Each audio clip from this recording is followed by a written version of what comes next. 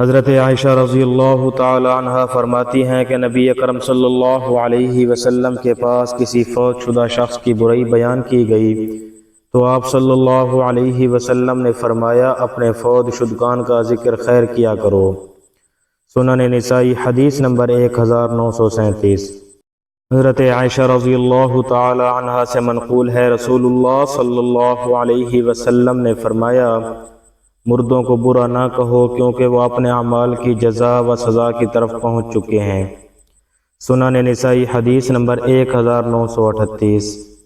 حضرت انس بن مالک رضی اللہ تعالی عنہ سے روایت ہے رسول اللہ صلی اللہ علیہ وسلم نے فرمایا میت کے ساتھ 3 چیزیں قبر کی طرف جاتی ہیں، اس کے رشتہ دار، اس کا مال اور اس کا عمل۔ 2 چیزیں یعنی رشتہ دار اور مال تو واپس آ جاتے ہیں اور 1 چیز یعنی اس کا عمل اس کے پاس رہ جاتا ہے۔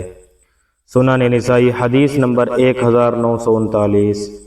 حضرت ابو ہریرہ رضی اللہ تعالی عنہ سے روایت ہے رسول اللہ صلی اللہ علیہ وسلم نے فرمایا مومن کے مومن پر 6 حق ہیں، جب وہ بیمار ہو جائے تو اس کی بیمار پرسی کرے، جب وہ فوت ہو جائے تو اس کے کفن دفن اور جنازے میں شریک ہو، جب وہ دعوت دے تو قبول کرے، جب وہ اسے ملے تو سلام کہے، جب اسے چھینک آئے تو وہ اسے دعا دے اور اس کی خیر خواہی کرے، جب وہ غائب ہو یا موجود ہو۔ سنن نسائی حدیث نمبر 1940۔